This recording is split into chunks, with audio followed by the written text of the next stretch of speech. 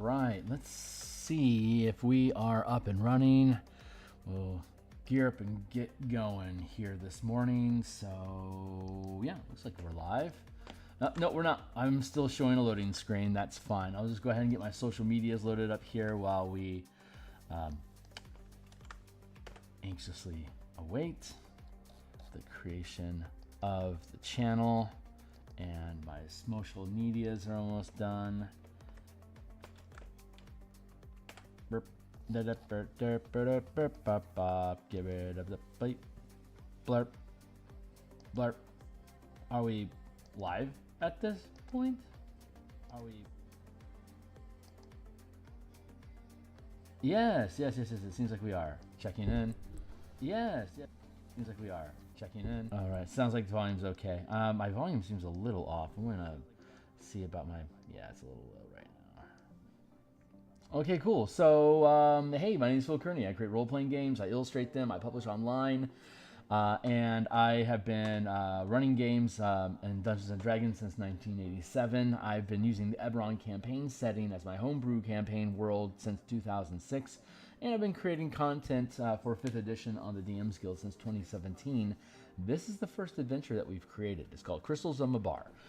It's for 4 to 5 characters, level 7 to 8. Hey, Ralph. Fighting undead and necromancers in the Carnwood of Karnath on the continent of Corvair. This is the book cover that we created. Let me swap my screen around. I'm just going to be here for a little bit today, and we're going to finish up some work. This we created back at around episode 40. For those that are interested, my Twitter account is at Theurgy. You can catch me here. Different stuff that we've done. And on the channel here, thanks a lot to subscribers. Like, subscribe, hit the bell icon. Hey, new subscribers, right on. New notifications. I stream currently 9 times per week. Here's the full playlist for all of the stuff that we've done in this Eberron campaign, this Eberron adventure so far, including this cover, which we created back in episode 40. So right now we are colorizing. So I'm going to. We've already merged the art for the color layer, so it's just a single layer right now. Go burp. See, I can just cut through the whole thing. Hey, what's going on, Rel? Salutations, yes, my man. Hey, looking forward to level 6 on Monday to continue the playtest adventure. I'm having a lot of fun. Anyone else that's interested in participating and are available in the evenings of United States on Mondays? I want to grow the roster a bit more to help make sure we have a stable base. We had a slew of a sick had plagued our team last week, so we were a little short-handed. Hopefully, we're going to have 4 people this week, but if we only have 3, that's good enough. I want more people around so we can have more mana getting thrown around, but as always, smaller teams get more stuff done. So, running a playtest inside of a normal adventuring format allows more like live fire testing, as opposed to like building scenarios that you would battle an opponent just to see how you process mana and you know, lose hit points and stuff like that. It's not as good of testing as actually having an adventure, because of, you know, players being players, coming up with clever answers, and then having the mana resource and powers to potentially help implement the actions needed to execute their ideas. That's just good. That to me is good. Is good game design. Like, are the tools that we're building helping people have fun? Are they able to use the things that we create to be creative? You know, does it open up options or does it close off options?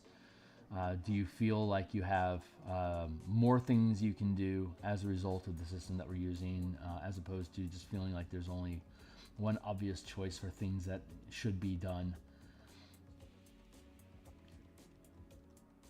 And that can only be tested when you put characters into a live adventuring scenario and give them an objective to achieve. And have the players figure out how they can use their characters to achieve those goals. So, a little rambly here this morning. I'm just getting up and running. I'm not going to be on long today. I'm actually going to be. Normally, I would have a lunch shift here on Fridays to work on game design. But this week, I'm going to be joining Vertigree Games on a panel, basically talking about role-playing games, D&D, who knows, whatever. That's going to be at noon,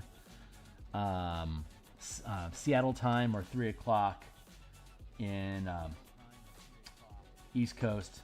It's my smudge tool maximizing. I can pick at the edges of this, and by pulling around the edges, it creates that little tufting effect that can feel more like fur. We're only working with a 300 by 300 pixels space, so our options are limited on how detailed we get, but it's just a token, so we didn't want ultra detail.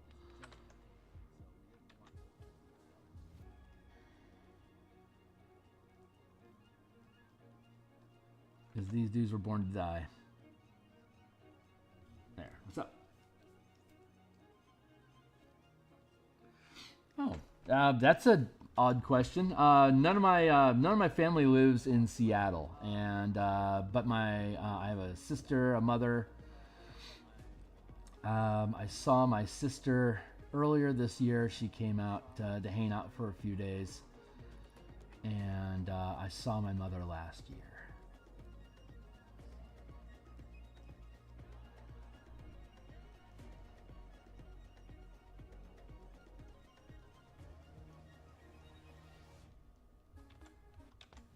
But we all have our own little worlds and our own creative activities that we do. So we're all of us are all really busy.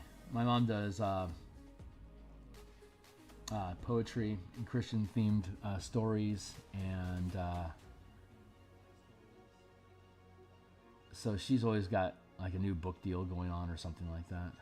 It's pretty cool.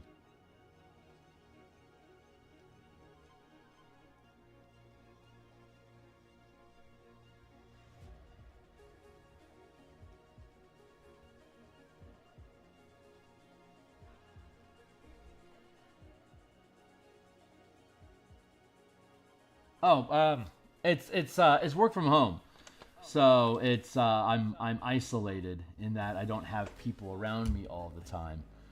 Thanks for caring.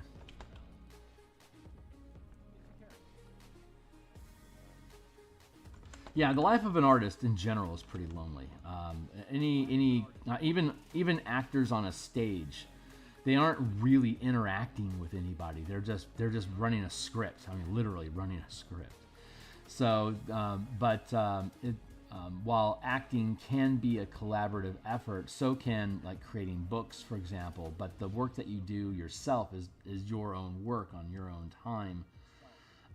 Performance being the exception, of course. But like with with creative arts, like sculpting or painting or creating compositions that you aren't live performing, like studio work. These are all by nature very lonely tasks, because I can't have 3 people working on this painting at the same time with me. It'd be a little chaotic. But yeah, art is a traditionally very lonely activity. So I value the time that I get to spend with people online like you and here right now, because this helps me. It's parasocial. It's not true social interaction. We're not having fun and drinking beers together or nothing, but it's an opportunity for me to have at least somebody I'm engaging with, and that helps press the social creature button a little bit. But I like to go out on weekends and dick around and stuff, so I have an opportunity to see people occasionally. But for the most part, during the week, I'm pretty alone, which is why I take Sundays off, so I can run around and cause trouble and interact with people and stuff, and not worry about, do I need to be tethered to my computer. I tether myself to it plenty. But yeah, again, thanks for caring.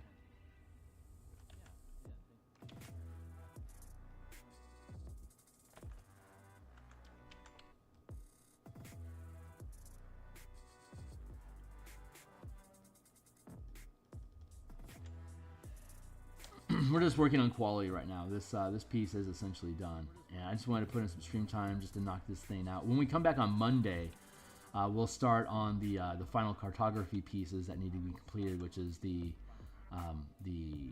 farmhouses. It's not the farmhouses are like optional encounters. If you want to go to the farmhouses to see what's there, some have been abandoned, some are still occupied, some were attacked by undead. So if you venture that way, there's a chance that you might run across undead to fight outside of the village, or not. But there's not much there for you, other than it makes a decent place for characters to take long rests if they don't want to just camp in the middle of town square. Which, if the undead have already attacked the village, you could do, but it's risky. Having a shelter that you can lock down and guard, that is always useful. So offering abandoned farmhouses that are like 40 minutes away, go for it. You can hoof on over there, like a 15-minute horse ride. You can get there.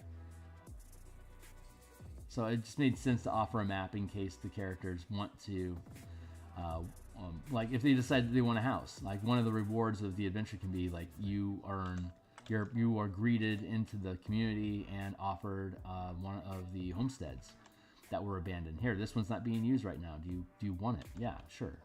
I'll live here. Okay, cool. Now you're a part of the community. I think that's one of the options. So I wanted to provide the map in case that got explored. Someone will end up going in that direction. It's inevitable.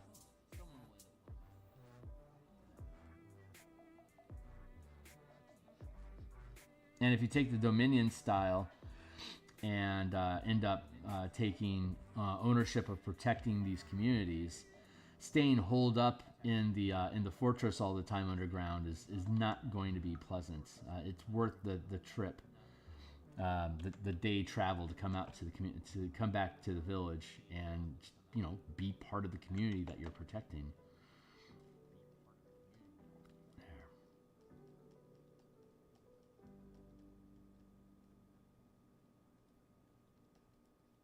But we'll work on that on Monday. I'm just gonna finish this up. And I'm gonna have to take a long lunch today to accommodate the live stream schedule. So yeah, I get about 15 minutes. I got about 20 minutes left. So I'm gonna swap out my timer here. Give ourselves another 20 minutes. It'll be a short day today, but I'll be on tomorrow morning when we have our Saturday morning stream. We have 3 subclasses for the monk to convert for the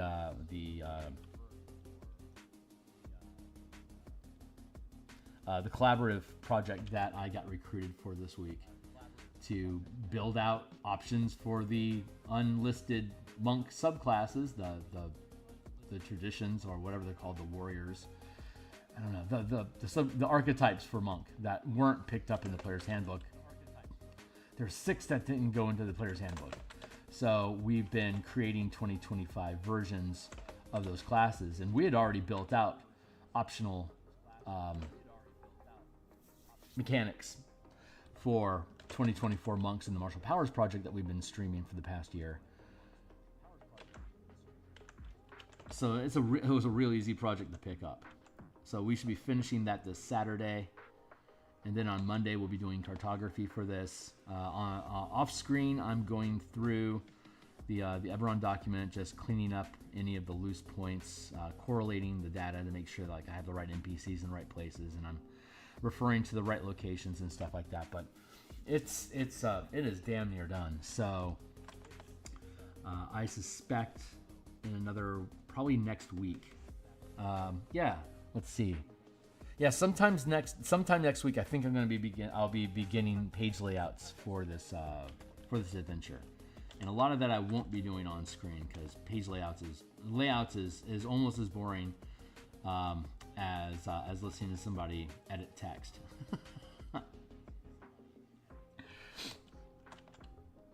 But I will drop in and show off that process occasionally. But otherwise, we'll probably just keep doing NPC tokens. And once the layouts are in, we can start actually doing like actual art, like interior spot art for the project as well. And we'll be doing that here on stream, just like we did for the Spelljammer project and the Point Warlocks, etc. We'll do all that artwork here on screen.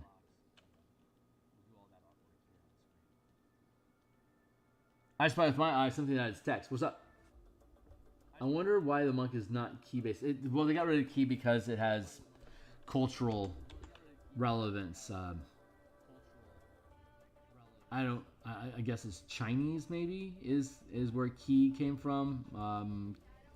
I want to say it's Chinese, but I don't know specifically because I'm not Asian continent cultural buff. Hence the issue with appropriation. They removed key to avoid appropriation. There, that feels good.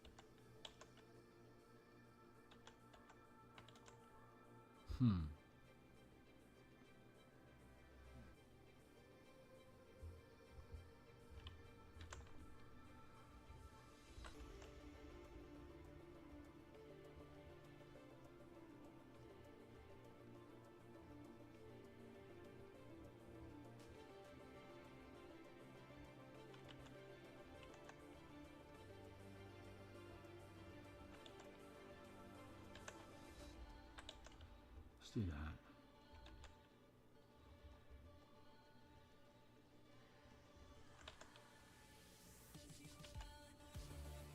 There's the fog, the plague mists, as they're called.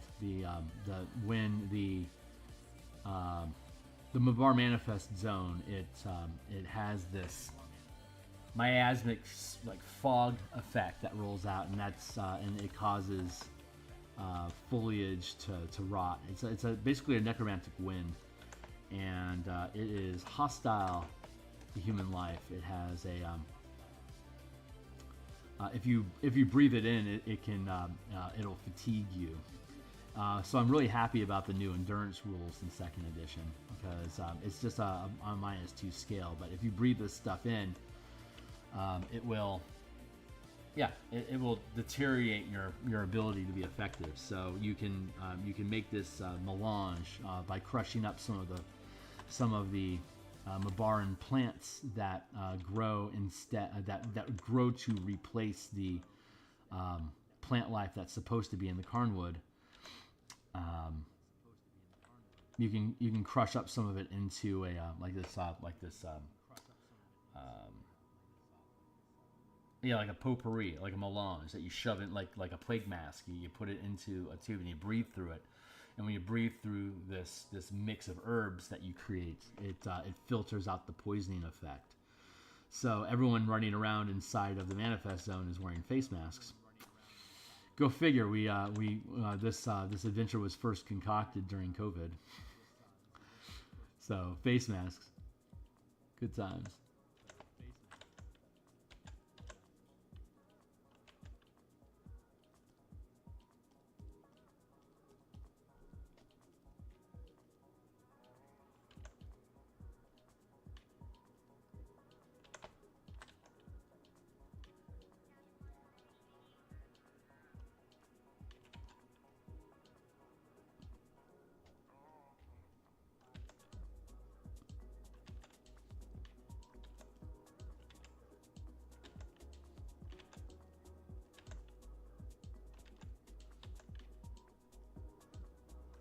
Plus, it conceals his face, making him more of a villain.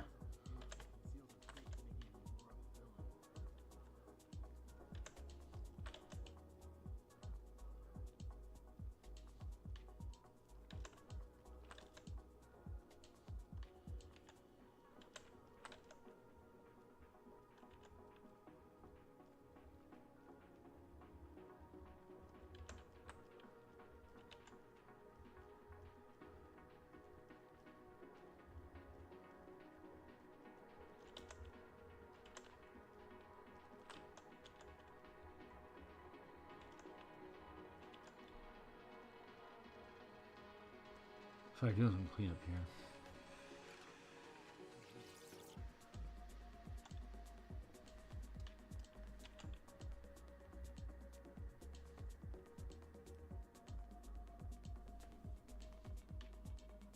Yeah, I'm liking that. Lichen, get it? Mushroom fungus. Anyway, it's a horrible joke. No context. The jokes have to have context.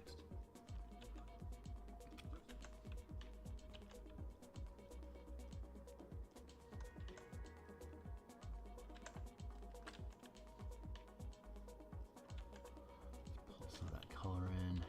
There. Can I ask, what was the point of the Paladin and Cleric being two different classes when they have the same theme and power sources?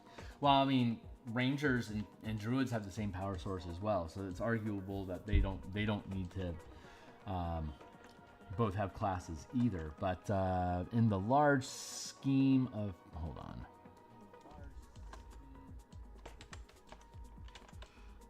It's just it's a different type of, like, the things that the Paladin do. It's a Wizards has a Paladin has a lot of legacy since first edition Dungeons and Dragons. Advanced Dungeons and Dragons was the first time that the Paladin appeared, and it started off as basically a holy warrior. There wasn't a lot of mechanics that classes had back in Advanced Dungeons and Dragons, so there was a lot more unique mechanical expression that the Paladin was offering that the Cleric didn't have, that the Fighter didn't have. It filled a space. And then it became legacy, and the way that Wizards works is they don't give up legacy. Like a mana point system is far more popular in the general zeitgeist than what spell slots are, but spell slots are legacy to the Dungeons and Dragons game. So Wizards kept it because of product identity. Same sense, the Paladin might not actually be necessary as a class on its own anymore, but it has so much legacy built into it, and it's the source of so much conversation point that Wizards would keep it in, and they did. But if they were completely reimagining, like, they'll swap in and out, like, who you're, like, what races or species you're supposed to, like, you have access to, like, default species. Like, Tiefling used to be a monster, but then it became a core class in 4th edition, and people like Tieflings, so it stuck for 5th edition. The Gnome was not very popular in 3rd edition, so it became a monster instead of a playable race in the player's handbook in 4th edition. And then the Gnome came back in 5th edition because people were like, we missed the Gnome as a player character, so they brought it back. So they have both the Tiefling and the Gnome now as core species you can select. But yeah, it really is just legacy. It's there because Paladins exist in D&D, period. But again, it might not serve a functioning role. Like, if you get rid of their Aura of Protection and you get rid of their Smite, they're basically just half-casting clerics without a lot of oomph to them. If you give Smite to all classes, like I've done with the martial power system, it further erodes Paladin's identity. So like for the power system, we leaned into the cleric side a little bit more, so that Paladins can act as batteries to restore mana using lay on hands. So in that sense, we kind of subverted what the Paladin is.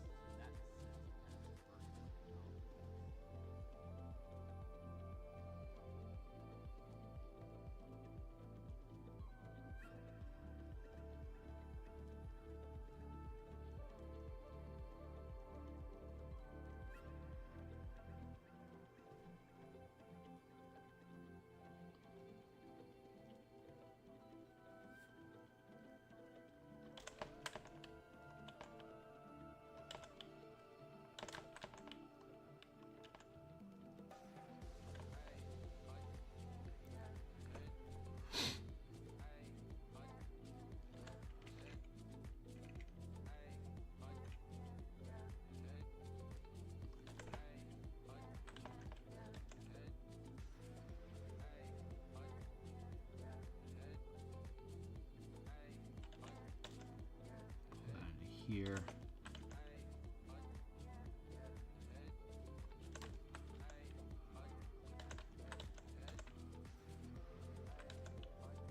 I see your text. Hold on. So, Rangers always had spellcasting in Dungeons and Dragons since first edition when it first published. It's the Rangers always had spellcasting, just like the Paladins always had spellcasting, just like the Sohei has spellcasting. It's just legacy. But if you like currently in 2025, if you take away their spellcasting, they don't got a lot going on for them. There's not a lot there.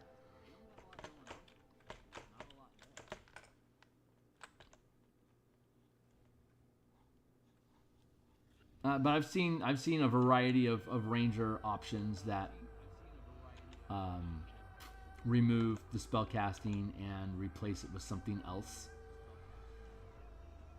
Of all the subclasses, I would say the Ranger is really something that could use the Warlock chassis for like invocations. Like you name them something else, but like the invocation system in general would work for the Paladin to like lean into whatever fantasy narrative you're going with your Ranger. Like you could have an invocation that's like you get a pet.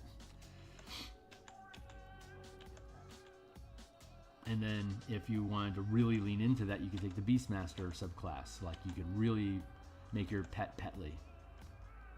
The most petty pet that ever petted.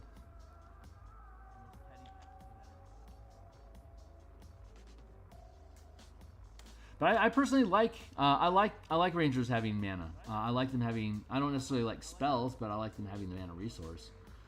I don't necessarily like the spells they have access to, but I mean they are what they are.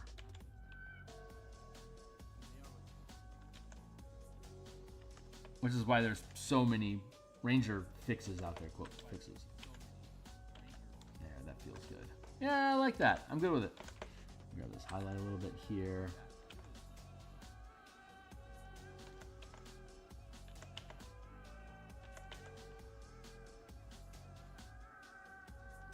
But I mean, yeah, there's lots of people that agree that the Rangers shouldn't have spells, and those are options that you should totally explore if you enjoy playing D&D and you like Rangers. If you don't really like Rangers, it doesn't really matter.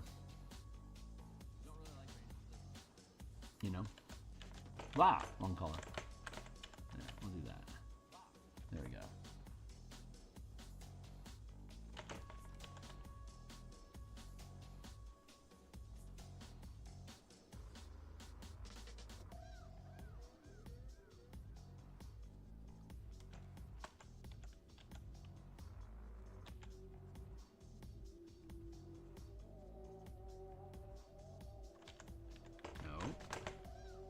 I see text over there.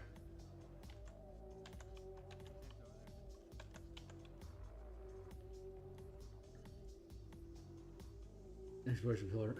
Yeah. I mean, yeah, it has to, yeah. I mean, if you have a survivalist, then you have to really, exactly, we'd have to really gamify exploration. And by exploration, most people think like overland movement, which becomes more and more irrelevant as characters gain higher levels.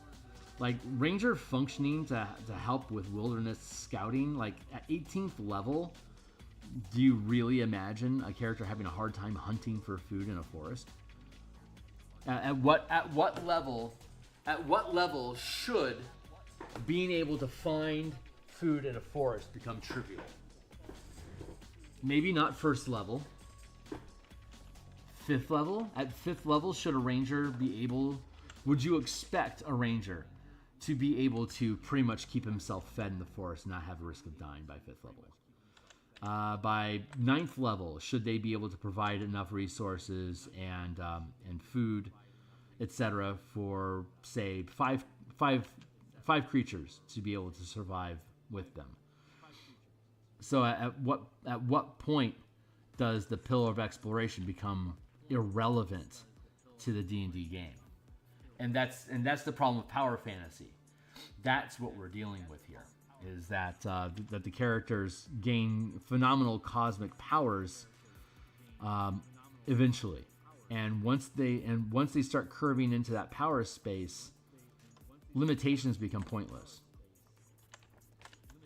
So theming a character around a limitation that is going to become pointless makes that class pointless, which is, again, a complaint that people have about the Paladin. It doesn't have its own identity or role that makes it... Why am I having problems with this color here? Thank you.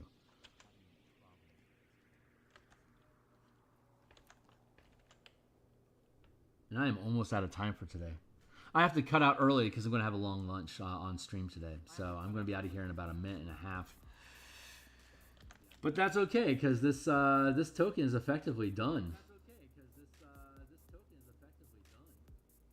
I love your questions, Ralph. They're great. I do so love philosophizing about role-playing games and roles and stuff like that. I think it's a lot of fun. Maybe 7th level for hunting and 9th level for feeding. Yeah.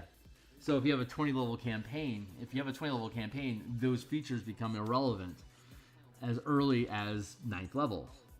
And now what are you supposed to do with the rest of the Ranger? It's all very conditional. And a good stopgap that Wizards has for that sort of stuff is scaling spellcasting, so you get access to the more flashbang cool thing.